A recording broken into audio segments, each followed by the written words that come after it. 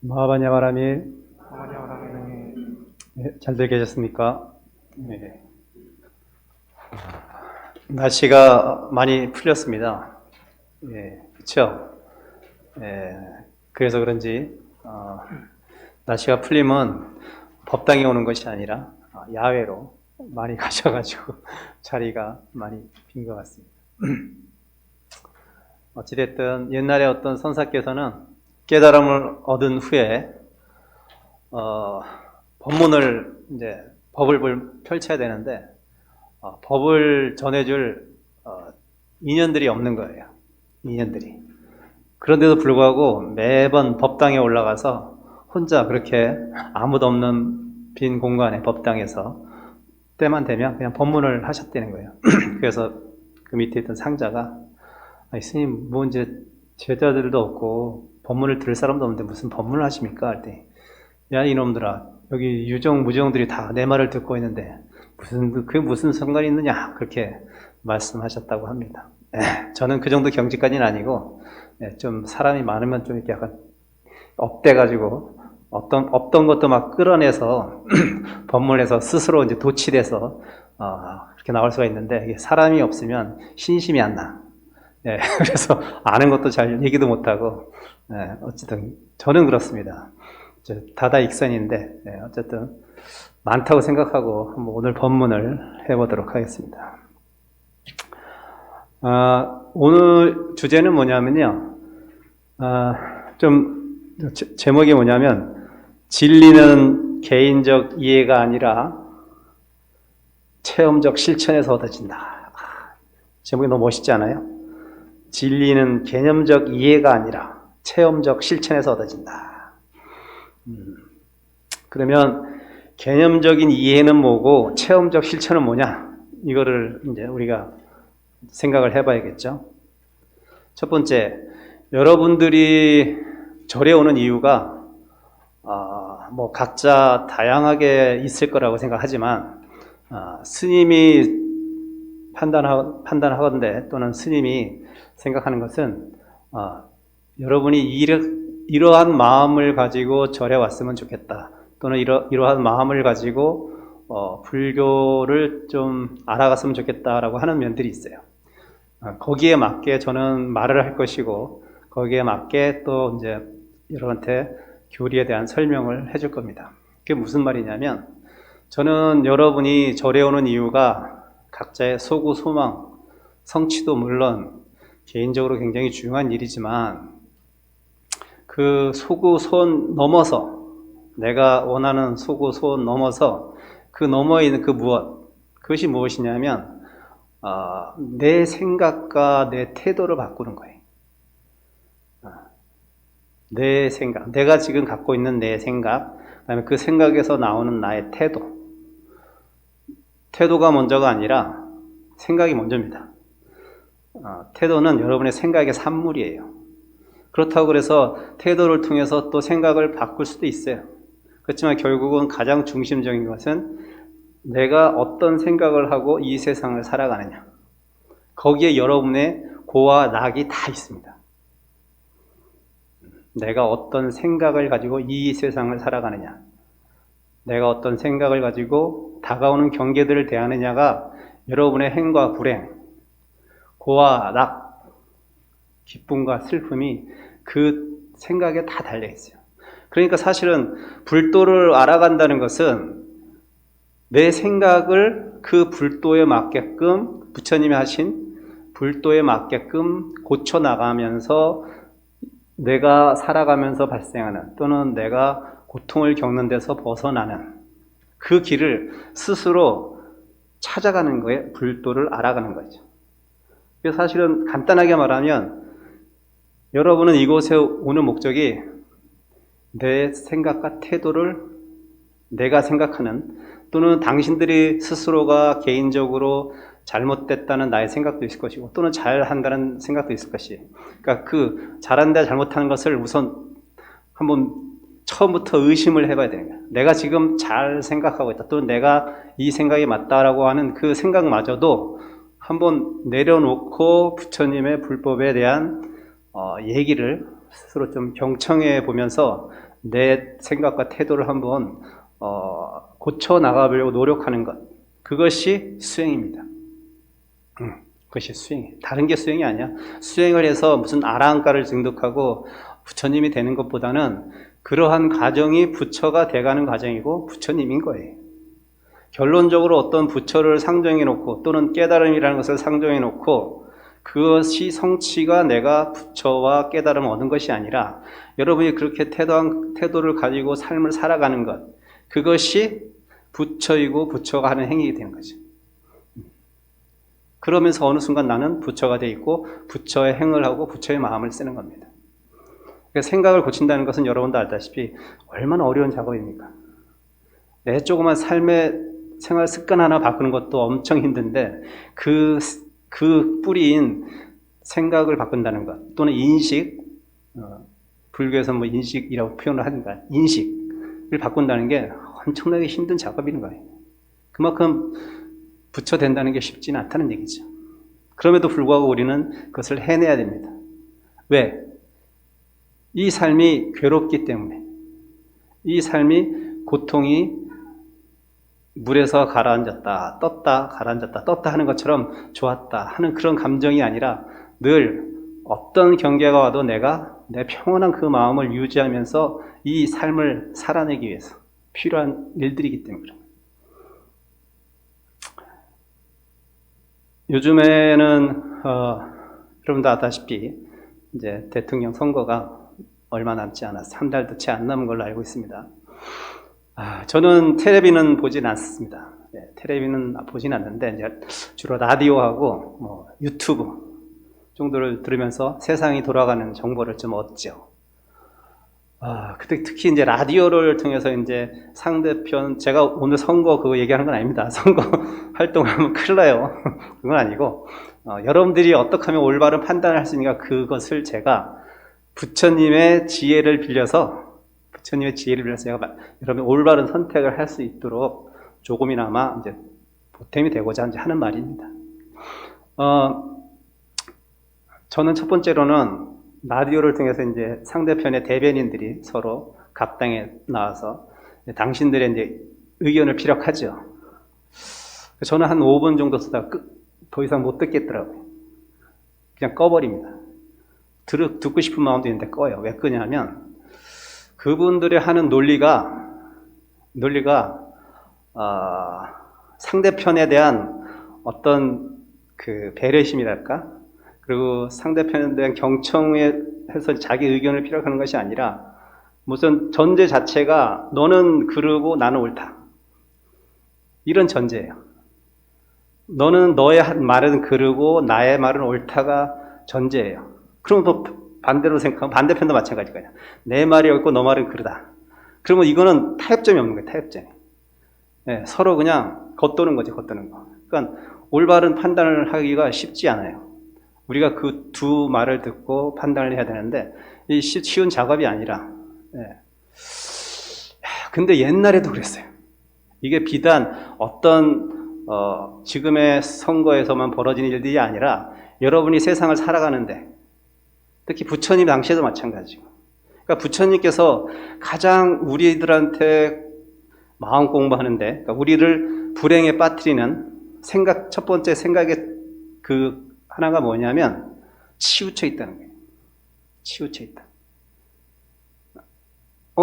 저는 그냥 제 생각, 제가 여태까지 습득하고 쌓아온 지식에 근거해서 판단을 내리는데 그게 왜 치우쳤죠? 근데 그 지식이 올바른가, 내가 알고 있는 것이 진짜 적절한가, 진실에 가까운가 또는 진리에 가까운가를 본인이 검증해봤나? 스스로가? 스스로 해본 일 없을 거예요.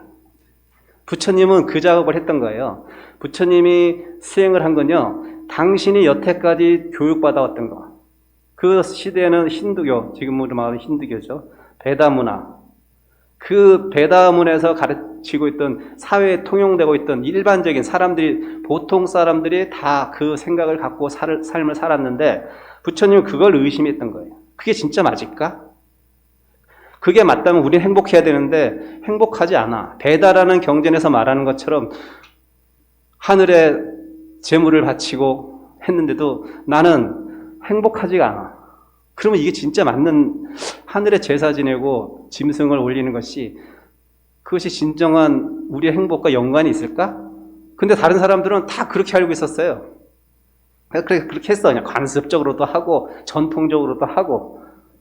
부처님은 그걸 의심했던 거예요. 진짜 행복은 진짜 그렇게 해서 오는 것일까? 봤더니 그게 아니라는 거죠. 부처님이 깨닫거나 그게 아니라는 거예요. 우리가 잘못 알고 있었다는 거예요. 여태까지 그 베다에서 가르쳤던 전통적인 어떤 그 생활 방식이나 인식의 방법이 잘못돼서 우리가 지금 이렇게 행과 불행과 고와 낙과 생과 사를 겪고 있다고 당신이 스스로 체험적으로 검증하셨.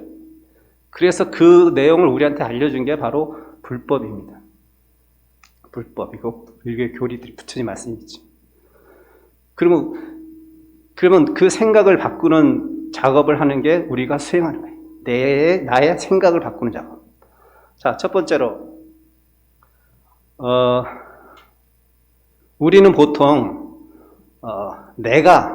나는 이러한 신념을 갖고 있기 때문에 그 신념에 따라서 어떤 정보를 취득하게 되면 나와의 신념이 그것이 맞냐 맞지 않느냐에 따라서 우리는 그것이 옳다 그르다라고 판단합니다. 어떤 사실을 받아들일 때.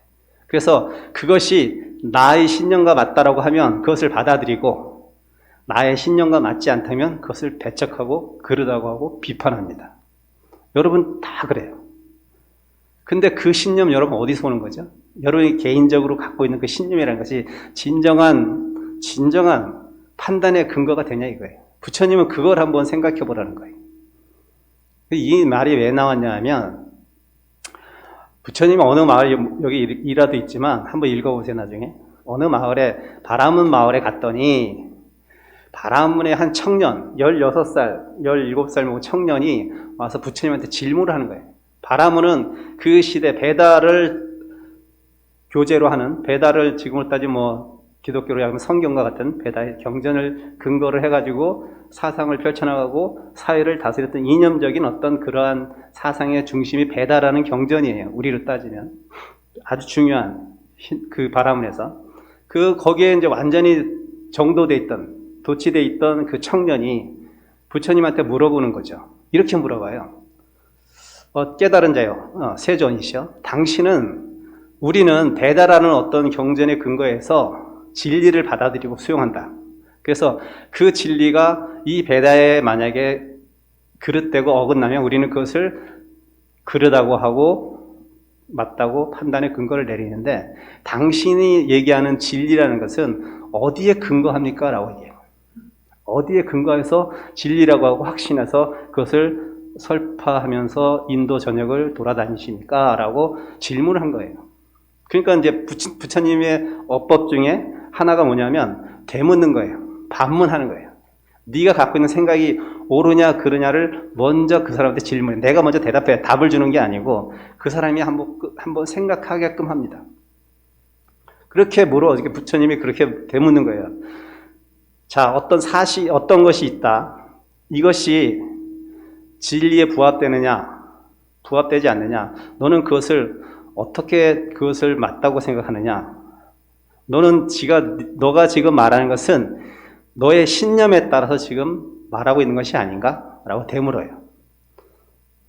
가만히 보니까, 아니, 그거는 저의 신념도 신념이지만, 우리 여태까지 전통이 그래 왔기 때문에 그 전통에 입에된다고 생각하면 저희는 그것이 그런 것이고, 전통에 맞으면 옳다고 얘기합니다. 라고 이렇게 이제 대답을 하죠. 자, 그래. 첫 번째는 너의 신념. 두 번째는 너의 전통이다. 자, 그럼 그 전통이 올바르다고 하는데, 너희들은 배다를 근거해서 옳다고 하는데, 그 전통이라는 것을 한번 사유해봐라. 그 전통은 언제 만들어진 거냐? 그 전통을 처음에 만든 사람을 본 사람이 있느냐? 이렇게 또 질문을 하는 거예요. 자, 이걸 우리 현실에서 빗대어보면, 여러분은 요즘에 젊은 사람들은 제사를 지내지 않습니다.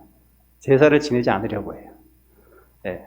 제가 아는 분들도 그것 때문에 좀 가정에 분란이 좀 있었어요.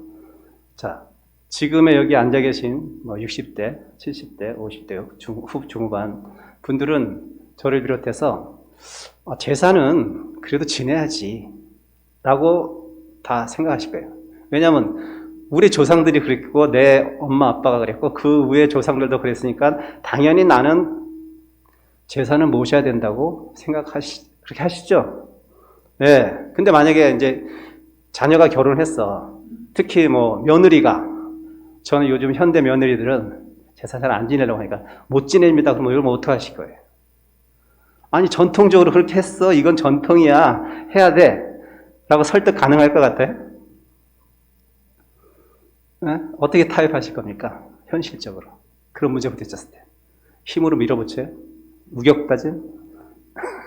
안 통해요, 그런 거. 그러면 걔네들 집에 안 와, 이제. 인사도 안 와요.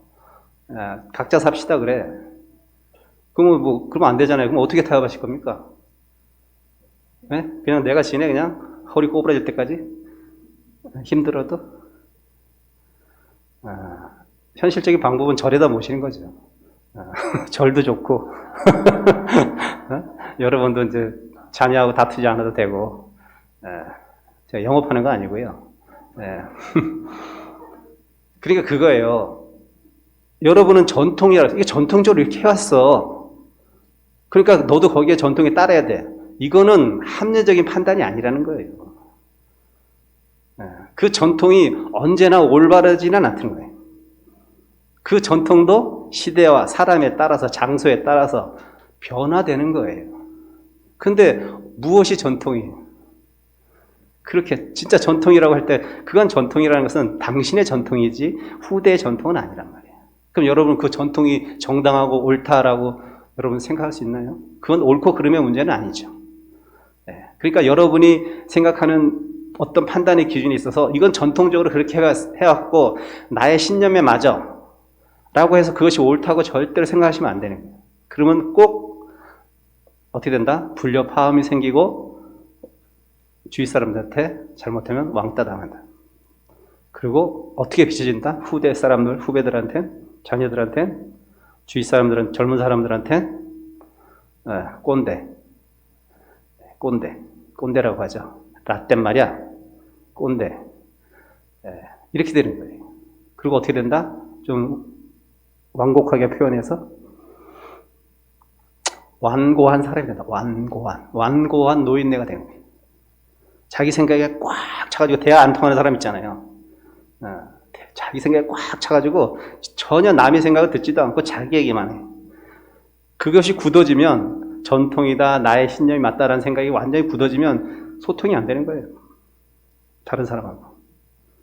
소통이 안 돼요.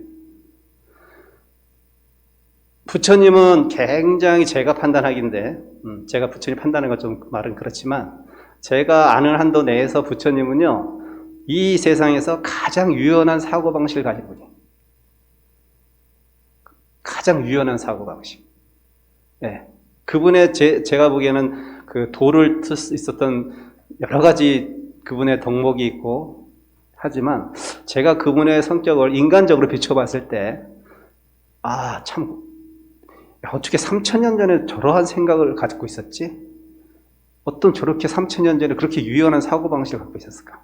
깜짝깜짝 놀라요, 제가. 경전을 보다 보면. 저도 미처 지금 현재를 살고 있는 저도 못 쫓아갈 만큼은 굉장히 유연한 사고방식을 가져요. 그래서 저도 거기에 맞춰서 살려고 대단히 유연한 척 해요, 그냥. 유연하진 않은데, 유연한 척 하려고 해요. 왜냐하면, 그래야 제가 젊은 사람도 소통할 수 있거든요. 제가 청년부를 봉헌사에서 맡아서 하잖아요. 청년부 애들이 뭐 보통 30대 초중반이거든요. 평균 나이대가. 그럼 걔네들을 제가, 제도라는 표현은 좀 그렇고, 쟤네들을, 스님으로서 또는 수행자로서 쟤네들한테 다가가려고 하면 제 생각만 얘기하면 안 돼요. 제가 스님이라는 어떤 상을 갖고 있으면 안 돼요. 그냥 어쩔 때는 그냥 형같이, 어쩔 때는 오빠처럼, 어쩔 때는 아빠처럼, 어쩔 때는 그렇게 좀 제가 스스로 유도리 있게끔 제 자신을 변화시키고 변신시켜야 돼요. 그래야지 애들이 저를 따르고 저한테 상의를 합니다. 그러면서 저한테 지혜를, 제가 불교에서 갖고 있는 지혜를 좀 빌려다 걔네들이 사용할 수 있게끔 이렇게 조금씩 감화시켜 나가는 거예요. 조금씩 서서히. 그래서 걔네들이 불교의 참뜻을 알고 평생 불법 안에서 삶을 영위할 수 있는 거죠. 제가 유연하지 않고 나는 스님이다. 너희들은 무조건 내 말을 들어야 돼. 너희들은 내 말을 따라야 돼. 부처님 말씀이 다 오라. 저는 그렇게 절대 얘기 안 해요. 부처님도 이렇게 말씀하셨어. 경전에 보면은 만약에 지금으로 따지면 타 종교인이 와서 귀의하려고 해도 당신같이 그 사회적으로 저명한 분들이 갑자기 종교를 개정하면 안 된다. 오히려 당신은 그 당신이 갖고 있는 기존의 종교 안에서 선한 영향력을 미쳐라. 이렇게 해서 스스로 오는 사람도 물리쳤다. 네. 남을 억지로 개종시키는 것이 아니라 이렇게 사고방식이 굉장히 유연한 분이었다라고 당신의 말도 회의하고 의심하고 한번 깊게 사유해봐라. 그래서 네가 진짜 그 말이 맞다고 하면 수용하고 진짜 네가 아무리 생각해봐도 그건 아니더라 하면 내 말도 따르지 마라. 부처님이 이렇게 말씀하신 분이에요. 그러니까 제가 감히 제 말을 따르라고 얘기해요? 말도 안 되지.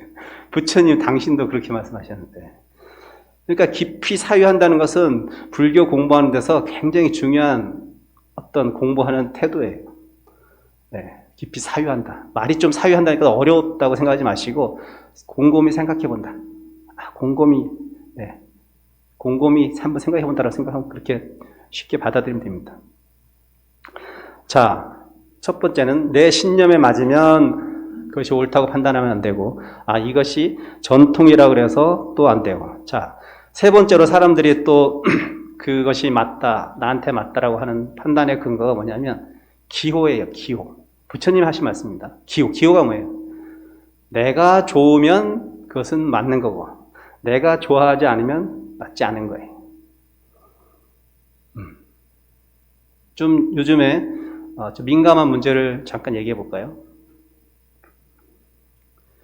지금의 지구상의 어느 나라에서는, 한 나라에서는 남남끼리 또는 여여끼리 결혼하는 것을 법적으로 허용합니다.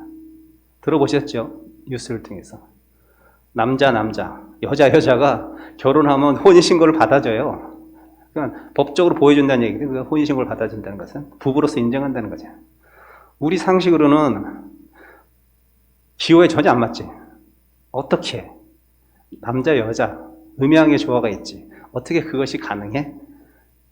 보통의 사람들은 다 그렇게 생각한단 말이에요. 근데 지금 사회는 그렇게 가고 있어요. 그렇게 가고 있잖아요. 그러니까 내가 갖고 있는 어떤 기호, 내가 내 입맛에 맞고, 내 몸에 맞고, 내 취미에 맞고, 내 생각에 맞다 그래서 그것도 진실에 부합된 것은 아니라고 한번 생각을 해봐야 되네요. 내 기호에 맞다고. 네. 그래서 그렇게 만약에 어떤 나와 생각이 다르고 나의 기호가 다른 무엇인가 경계가 다가왔을 때 이것을 판단하는 근거가 내 기호가 돼서는 안 되는 거예요. 그러면 여러분은 잘못 선택할 가능성이 높다. 잘못 선택할 가능성이 많다. 그리고 충돌할 가능성이 많다. 객관적인 사실에 입각하지 않았기 때문에. 자, 또 이제 네 번째인가? 네 번째로는 무슨 말씀하냐면, 저 말씀은 참 권위가 있는 거기 때문에 내가 그건 맞는 거야. 저건 맞을 거야. 저건 진실에 부합될 거야. 라고 생각한다는 거예요. 권위. 그쵸? 만약에, 여기 우리 금강정사에서, 해주 스님이 한 말씀 하시면, 해주 스님이 하신 말씀이 권위가 있으니까 그 말이 맞을 거야. 라고 생각하는 사람이 더 많고, 만약에 우리 동명스님 얘기하면, 동명스님 좀 밑에 있으니까 조금 맞을 수도 있어. 진실하고 진실하지 않느냐가 문제가 아니라, 그게 어떤 사람의 입에서 나오느냐, 어떤 권위 있는 단체에서 나왔느냐, 이걸 사람들은 먼저 생각한다. 무의식적으로 또는 의식적으로. 왜? 권위 있으니까, 믿을만 하니까. 그러면 아주 극단적으로 얘기해서 아마 성경을 갖고 공부하는 개신교 사람들은 성경의 말씀이 그것은 진리이자 길일 것, 빛이라고까지 얘기하잖아요. 와, 왜? 성경이니까. 성경에 권위가 있잖아. 그러면 우리 불교에서는 아니 부처님께서 그렇게 말씀하셨는데 라고 그 권위를 가지고 그것이 진실하다고 밀어붙이면 그 거부하기 쉽지 않죠. 네. 그럼에도 불구하고 공부하려고 수행하는 사람들은 진리에 부합되게 삶을 살아가려고 하는 사람들은 그것마저, 그 권위마저도 의심해 봐야 된다. 스님 마스크 쓰기 진짜 싫거든요. 권위를 제가 거절을 못하고 있어요, 지금. 현실은 또 이래. 이건 옳고 그러면 문제는 아니지만, 맞고 틀리고 문제는 아니지만, 이 권위라는 것이 모두 맞지는 않다는 거예요. 그렇죠. 어느 나라에서는 지금 마스크 다 벗고 지금 일상으로 돌아갔잖아요. 그러면 그분들이 판단이 지금의 우리의 그 전염병을 얘기하는 것 중에 그분들이 맞는 거야? 아니면 우리 정부에서 하는 게 맞는 거야? 도대체 무엇이 진실이야? 스님도 잘 모르겠어요. 병리학자가 아니기 때문에 뭐가 맞는지 잘 모르겠지만 어찌됐든 그것이 어떤 국가 권력이든 어떤 권위 있는 단체에서 얘기한 것이든 특히 여러분들이 많은 쏟는 것 중에 하나가 제가 보기에는 의사가 얘기했는데 그거 먹으면 좋다 그래. 이런 말 또는 그런 선전 만약에 나오면 여러분들 뭐가 좋다 그러면 막 우르르 가서 막 그거 막 사재기하고 사고 막 품귀 현상이 일어나고 막 그러잖아요. 그걸 단순히 그 권위 있는 의사가 얘기했다고 해서 사람들이 그걸로 확 쏠린단 말이에요. 그것이 진짜 맞을까? 근데 몇 년 후에 또 들어보면 그것들은 그들의 상술이었다. 이렇게 또 얘기하죠. 제약회사의 상술이었다. 여러분들이 의심하고 회의하지 않고 깊이 생각하지 않고 권위에 의존해서 판단을 내린다면 여러분은 그런 우를 범하고 잘못하면 몸도 축나는 거예요. 이게 단순히 어떤 진리라는 어떤 우리에게 보이지 않는 아주 그냥 신성한 그것에 대해서 얘기하는 것도 물론 있지만 일상생활에서 우리가 이런 우를 범하는 거예요. 그런 권위에 기대버리면, 그런 기호에 기대버리면. 또 마지막으로 이것은 내가 갖고 있는 사상과 맞지. 사상과 딱 맞아. 그러니까 나는 이걸 받아들일 거야. 저들은 나의 사상과 달라. 그래서 배척해버리고. 나는 국민의 힘의 당원이고 나는 그 사람들이 하는 말들이 난 보수적이기 때문에 맞아. 그래서 진보여서 얘기하는 것은 아니야. 그래서 자기가 갖고 있는 어떤 사상적인 어떤 판단의 근거에 의해서 이 사람 진보에서 얘기하는 것은 무조건 아니야, 별로 아닌 것 같아. 진보에서 얘기하는 거 말고 그 다음에 보수에서 얘기하는 것은 나하고 사상적으로 맞기 때문에 내가 그것을 수용한다. 근데 대부분의 사람들이 보통 그렇게 판단의 근거를 내가 갖고 있는 사상에 비추어 봐서 한단 말이에요. 선택하고 그것이 맞다고 생각한단 말이에요. 그래서 어떻게 된다? 오히려 보수면 보수에 이용당하고 진보면 진보에 이용당하는 거예요.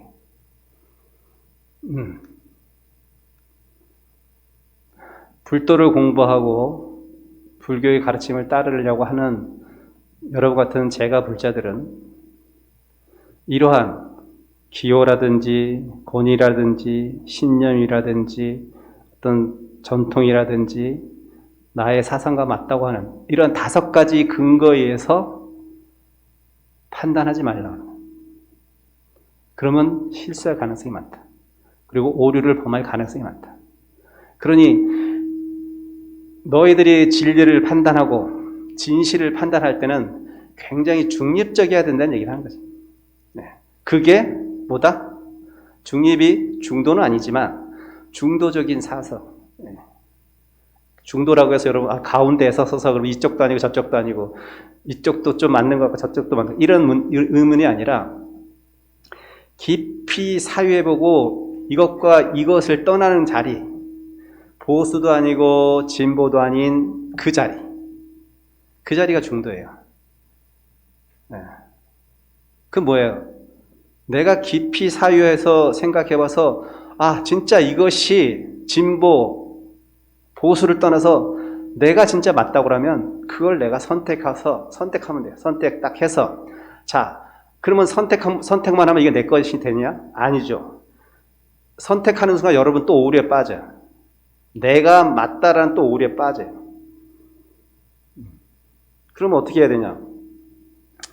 여러분이 선택한다 해서 그것이 내 것이 되지 않아요. 공부로 따지면 자, 선택할 수 있어요. 현명한 판단할 수 있어요. 자, 이것이 진짜 맞는 거야. 내가 생각해보니까 곰곰이 생각해보니까 이것이 맞아. 그런데 내가 이것이 맞다고 생각하지만 맞다고 생각하는데 내 삶은 하나도 안 바뀌었어. 대부분의 사람들이 다 그래. 여러분 어떻게 사는 게 행복하게 사는 거 다 알아요. 근데 왜 내 삶은 변화가 없어? 왜 나 괴로움은 왜 발생해요? 여러분 그냥 아는 데서 그치기 때문에 아는 데서 듣고 아는 데서 그치기 때문에. 그럼 어떻게 해야 된다? 내 거 시켜서 내 거와 내재화해서 이것이 내 삶의 변화까지 이끌려면 도대체 어떻게 해야 되냐 말이에요. 대부분의 불자들이 공부를 한다고 또는 수행을 하고 싶어 하지만 보통 그것마저도 굉장히 좋은 마음이긴 한데 듣고 멈춰버린다. 여기에 여러분들이 진보가 없고 공부에 다가가는 발걸음이 늦어지는 거예요. 내가 불행해서 행복으로 가는 길을 막고 있는 것 또는 멈추게 하는 것이 바로 그거예요. 그 지점입니다. 자, 들었으면 가볍게 얘기하면 두 가지로 하면 실천입니다. 실천. 근데 여러분 하도 많이 들어봤고 아마 다 무슨 말을 하는지 다 아실 거예요. 자, 근데 다시 한번 또 들어보세요. 너무 큰 카테고리로 얘기하면 듣고 실천인데 그걸 이제 좀 세분화시켜서 얘기할게요. 첫 번째, 내가 어떠한 사실에 대해서 그것이 맞다라고 이제 여러분이 이제 사유에서 이제 인정이 됐으면 사유에서 이제 맞아. 그럼 나는 앞으로 이제 이렇게 살 거야. 라고 하면 실천하는데 어떻게 실천하냐면 그 내용을 잘 기억해야 됩니다. 엉뚱하게 기억하면 안 돼요. 잘 기억해야 된다는 거예요. 그러니까 여러분들이 어떤 경전을 반복해서 읽는 것, 어떤 말씀을 반복해서 생각하는 것, 그것이 뭡니까? 잘 기억하려고 하는 거예요. 잘 기억하려고. 잘못 기억하면 어떻게 된다? 판단의 미스가 또 생긴다. 이 다음에. 옛날에 스님이 아주 괜찮게 본 영화 중에 제목은 잘 기억이 안 나는데 약간 홍삼수 감독인가? 오수정인가? 오수정? 제목이 잘 모르겠다. 거기에 어떻게 영화가 펼쳐지냐면요. 이제 남자 여자가 헤어진 걸 얘기하는 단순한 영화인데 테마는 여자가 기억하는 헤어짐의 원인과 남자가 기억하는 헤어짐의 원인이 달라. 그러니까 서로 내가 맞고 저 사람이 잘못돼서 헤어졌다 생각하냐. 서로가. 진실은 뭔지 모르겠어. 그 영화는 진실은 안 나오지. 이 사람이 맞다, 여자의 기억이 맞다, 남자의 기억이 맞다라고 판단해 주진 않지만, 그렇게 따로따로 기억해서는 어쨌든 기억 속에 어떠한 한 분명히 객관적인 사실은 여기 있을 텐데 그것을 객관적인 사실을 양쪽 다 잘못 기억하고 있어서 그러한 헤어짐이라는 어떤 결과가 도출됐단 말이에요. 그게 뭐야? 잘못 기억하면 또 같은 우를 범하고 그러한 다툼과 불량한 갈등이 생긴다는 거예요. 잘못 기억하면. 그래서 부처님도 늘 잘 기억해라는 말씀을 많이 하죠. 잘 기억해라. 듣고 잘 기억해라. 잘 기억하려면 어떻게 해야 된다? 반복학습. 반복학습입니다. 반복학습. 이것이 맞다고 생각하면 반복을 해야 돼요. 그럼 뭐예요? 육체적으로도 반복하고 정신적으로도 반복하는 거예요. 절을 하면 참 수행하는데 도움이 된대. 이것이 내가 보니까 판단해 보니까 진짜 맞는 것 같아. 라고 하면 절을 매일 하셔야죠. 108회 이거 피곤해서 못하고 게을러서 못하고 그러면 다시 잘못된 기억이고 몸이 잘못된 기억으로 가버리는 거예요. 그러면 다시 또 옛날에 그 안 좋은 습에 몸이 나오는 거죠. 수행은 끝이지 않고 끊임없이 조금씩 서서히 천천히 가는 거예요. 그게 수행입니다. 근데 여러분 여러 가지 이유를 붙이죠. 산 피곤하죠. 스님도 피곤해요. 새벽에 일어나는 거. 그냥 하는 거예요. 왜? 난 그것이 좋다고 생각했기 때문에. 이것이 내 근면 성실에 수행하는데 굉장히 좋다고 생각했기 때문에 저는 반복하는 거예요. 몸이 기억하라고. 계속 반복하는 거예요. 하기 싫어요, 저도. 피곤한 날은. 그럼에도 해요. 왜 그러냐 말이에요. 잘 몸이 기억하라고. 잘 몸이 기억하라고. 네. 좋은 습관을 들이는 건 어렵지만 금방 망가지잖아요. 네. 자, 그러면 이제 잘 반복해서 잘 기억해야 되고, 그 다음으로는 또 반복되지만 기억된 것을 계속 이제 리마인드 하는 거예요. 사유라고 보통 얘기하는데 리마인드, 사유를 잘 이제 하는 거예요. 잘 반복하고 잘 이제 사유하면 그때 어떤 마음이 일어나냐면요. 이것이 이제 조금의 시간이 흘리면 이것을 내가 진짜로 전에는 이 마음 거품문에서 내가 머리로만 그 사실을 받아들였다면 이제 내가 잘 기억하고 잘 사유하면 이 머리에서 그것이 어디로 간다? 마음으로 가는 거야, 마음으로. 머리는 금방 잊어먹을 수 있어요. 머리는 자기가 좋으면 좋은 대로 해석하고 안 좋으면 안 좋은 대로 하고 그렇게 한단 말이에요. 이놈은 어떤 작용이냐면 좀 표면적인 작용이에요. 의식 중에서도 어떻게 보면. 네. 생각은 그렇단 말이에요. 생각은 업식을 따라가기 때문에 그래요. 여러분의 생각은 업식을 따라갑니다. 이 생각이 업식이 아래아식으로 들어가려면, 마음 깊숙이 들어가려면 그때 이제 수용하는 마음이 생기는 거예요. 계속 반복하면 이제는 이것이 진짜 좋은 것이야. 이젠 내가 이것은 이제 완전히 내 거야. 라고 해서 완전히 수용하는 마음이 딱 생기면 이제는 어떻게 되냐면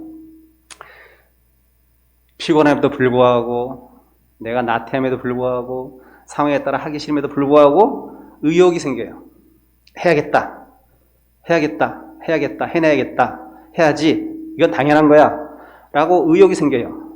그때서 비로소 의욕이 생겨요. 의욕은 뭐예요? 여러분을 공부하게끔 하는 추진력이, 엔진이에요, 엔진. 네. 여러분을 움직이 자동차로 따지면 연료야, 연료. 의욕이라는 것이. 의욕이 생기게, 여러분한테 의욕을 생기게 한단 말이에요.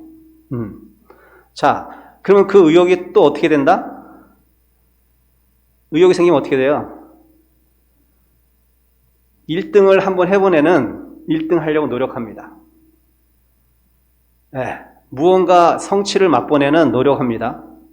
여러분도 똑같아요. 여러분도 의욕을 일으켜서 내가 오늘 요번에 반에서 한번 10등 한번 들어봐야지 라고 의욕을 생겨가지고 노력하잖아요. 의욕이 생기는 순간 이제 노력을 하기 시작하는 거예요. 그 의욕은 그래서 엔진이고 추진력입니다. 네. 그래서 노력을 하게 되는 거예요. 노력을. 그래서 그 노력을 하게 되면 그때서 이제 그 노력이 정정진이 되는 거예요. 정정진. 올바른 노력이 되는 거죠. 정정진이 되는 거예요. 정정진. 그래서 그때부터는 이제 불태전이에요. 노력하고 수용하고 의욕이 생기고 노력을 하면 불태전이 돼서 그것이 이제는 전기 충전이 필요 없는 완전한 건전지, 영원한 건전지가 돼가지고 쭉 진리를 향해서 또는 쭉 진리를 향해서 쭉 행복을 향해서 쭉 실천할 수 있는 거예요. 실천할 수 있는 힘이 생겨요. 그게 바로 수행력입니다. 정진력이. 그 정진력이 거기서 나오는 거예요. 이렇게 한 가지 사실을 보더라도 우리가 점차적으로 선에서는 돈수를 얘기하지만 사실은 수행적인 면에서 봤을 때는 깨달음은 단박에 오는 거지만 수행적인 방법론에 봤을 때는 점진적인 거예요. 부처님 경전에도 마찬가지. 초기 경전은 다 이렇게 처음에 듣고 잘 기억하고 잘 사유하고 그 다음에 수용하는 마음이 생기고 그 수용을 통해서 의욕을 생기고 그 의욕을 통해서 노력하게 되고, 그 노력하게 되면 그 다음에 뭐가 온다? 노력하면 뭐가 옵니까? 우와, 성적표를 받아봤더니 1등 했네. 체험한 거야 이제 이 녀석이. 체험 딱 했어. 그럼 어떻게 해요? 우와, 이 맛을 알아버렸어. 와, 내가 노력하면 1등 할 수 있네? 성취감도 생긴 거야. 그러면 어떻게 돼요? 체험하게 돼, 체험. 체험하고 성취가 되는 거예요. 그러면 이제 체험하고 성취하면요, 이제 그 길은 절대로 물러설 수 없는 나의 길이 됩니다. 마이 웨이가 되는 거예요. 체험하고 성취. 체험. 여러분도 체험을 했을 거야. 꿈속에서 기도를 열심히 했더니 무엇이 나타나서 흰 옷 입은 보살님이 나타나서 뭘 줬어, 물을 줬어, 뭘 줬어, 꽃을 줬어. 이런 체험은 아마 기도 열심히 하신 분 있을 거예요. 근데 그분은 체험까지만 한 거야. 네. 성취가 없어. 그런 성취, 간단한 하나의 성취 가지고 그것이 내 건 되지 않는단 말이에요. 결국 나중에 가서는 그 성취가, 체험을 통한 성취는 사실은 이제 성취가 되면은 이제 그 꿈짜리 이런 거 다 별 필요 없어. 네, 그런 게 필요 없는 거야. 나 자신을 믿게 되는, 나 자신의 주인공을 믿게 되기 때문에 그런 건 필요 없게 됩니다. 그 단계까지는 이제 조금 시간이 걸리지만 어쨌든 노력을 통해서 체험이 오고 그 체험은 이제 완전한 내 거라는 거예요. 성취가 오기 때문에. 체험을 통한 성취를 통해서 나는 이제 그것은 이제 완전 내 거야. 완전 내 거. 그럼 이제 나의 이제는 본 바탕이 되는 거야. 그래서 그 다음에 어떤 경계가 와도 나는 그 체험에서 얻은 성취를 통해서 내가 믿는 것이 있기 때문에 흔들리지가 않아요. 흔들리지가 않아. 아무리 나뭇가지를 분지르고 꽃잎을 떨어뜨려도 뿌리는 살아있기 때문에 언제든지 다시 성취되고 다시 일어나고 다시 노력하고 다시 의욕이 생겨요. 이렇게 돼야지 이제 이것이 나의 완전한 수행의 카테고리가 됩니다. 공부는 이렇게 성취해 나가는 겁니다. 무슨 사실과 진실을 수용할 때도 마찬가지지만 공부할 때는 이러한 과정을 거쳐서 차근차근 해나가는 거예요. 그것이 물방울이 바위를 뚫듯이 실망하지 말고 한 방울 한 방울 떨어져서 실망할 필요 없어요. 언젠가는 그것이 바위를 뚫잖아요. 그러한 마음으로 끈기를 가지고 하는 거예요. 성취는 사실은 그 다음의 문제예요. 성취는 그 다음의 문제예요. 그냥 끊임없이 해나가는 것. 그래서 나의 삶의 태도와 생각을 바꾸는 것. 그러면 그것을 통해서 여러분 점점 더 강화되는 거예요. 이것을 스님이 의학은 잘 모르지만 스님이 아는 상식 내에서 얘기하면 내가하게 우리 전부를 설명하는 건 아니지만 요즘은 여러분들은 과학적인 얘기를 해야지 더 빨리 여기서 이것도 있잖아. 수영 있잖아. 수영을 잘 하니까. 우리는 이제 뇌가 뉴런으로 돼 있다. 뉴런 덩어리라고 하죠. 뉴런. 60조인가? 뉴런 덩어리예요. 여러분이 쓰는 뇌는 사실 몇 프로 안 된다고 하잖아요. 근데 여러분이 그것을 아까 여기서 봐요. 듣고, 기억하고, 사유하고, 수용하고, 의욕하고, 노력하고, 체험하고, 성취. 이게 이제 계속 반복되면 어떻게 되냐면요. 여러분이 맨날 가던 길만 가는 게 여러분의 업식입니다.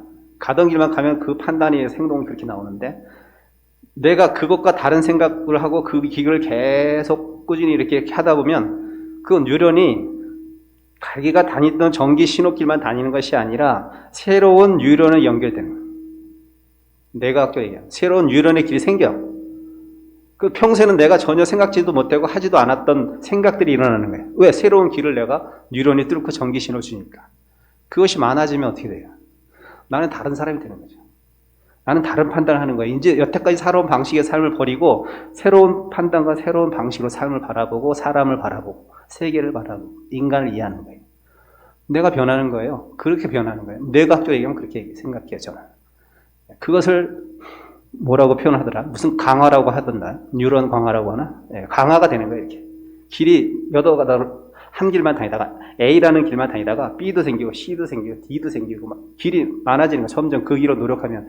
그럼 맨날 A 길만 갔던 애가 B도 길도 가고 상황에 따라서 이렇게 할 수 있는 어떤 뇌과학적으로는 그렇게 설명 가능합니다. 근데 전기 신호를 바꾸는 그 과정이 굉장히 어렵대요. 끊임없는 어떤 계속적인 반복적인 훈련, 반복적인 생각, 반복적인 노력을 해야지만 그 길이, B라는 길이, 뉴런의 새로운 전기 자극의 길이 생긴대요. 쉽지 않다는 얘기를 하는 거죠. 쉽지 않다고 실망할 필요는 없습니다. 왜? 하면 생기는 건 당연하니까 믿고 하는 거예요. 네. 왜? 나의 행복을 위해서. 나의 행복이 이 세상의 행복이기 때문에. 세상이 행복하다고 내가 행복한 건 아니에요. 그래서 여러분이 부처님이 하신 말씀대로 앞으로 본문을 잘 듣고, 그 다음에 잘 기억하고, 그 다음에 기억한 것을 잘 사유해서 이제 수용하는 마음이 생기고, 수용을 통해서 의욕심을 일으키고, 또 그 의욕을 가지고 노력을 하고, 그 다음에 체험을 느끼고, 체험을 통한 성취를 이루는 그러한 현명한 불자들이 됐으면 합니다. 감사합니다.